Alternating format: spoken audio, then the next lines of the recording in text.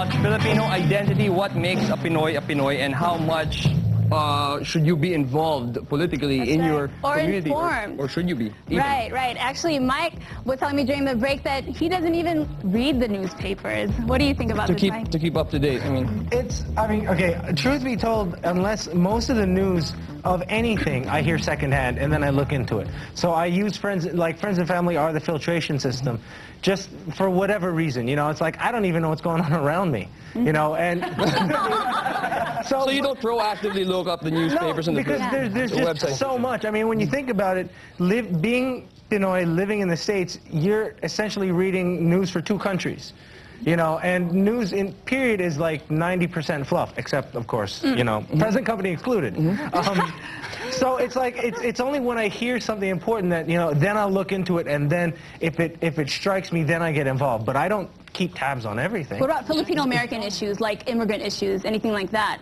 Is that more close to you because you live here? It's close to me because I have friends and family directly affected by it, so that's something that I keep tabs on. So Mike doesn't really particularly have interest in what's going on in the country, and he has to know it on an up-to-date basis. And Cheryl, for example, how well do you know your Philippine politics? You know the president of the Philippines? Yes, and her name I have met her, actually. Okay. Wow. Do you know the vice president of the Philippines?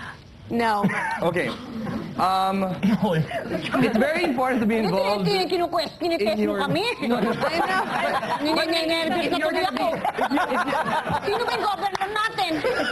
well, hindi naman sa governor level, pero kilala mo yung vice-presidente natin? Oh! His name is? Yung pangalan? Molly De Castro. Siyempre!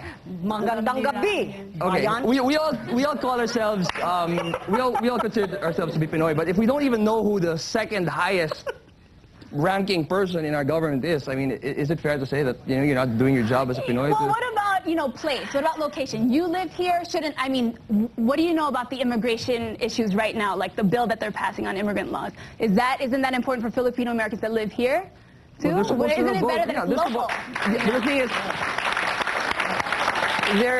they're supposed to know both. If you consider yourself Filipino and American, then you should know the news in America and in the Philippines. And if you don't know who the vice president of the country is, I think that's an issue. Let me ask you this, just for like, what does knowing their name, how does that change how Filipino you are? Well, it knows you. Well, first of all, you know who is running the country. Okay, you know who is the most powerful person in your country. Awareness. Okay. Pwedeng nakalimutan mo yung name, pero naaalala mo kung sino. Does anyone feel that? Be aware. Okay. I don't know all of them. I would just like to contextualize actually the idea of politics. So, in terms of understanding what it means to be Filipino and having these connections, right?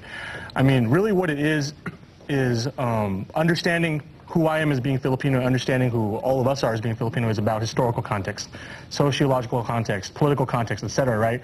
I need to understand what your viewpoints are and where you're coming from, right?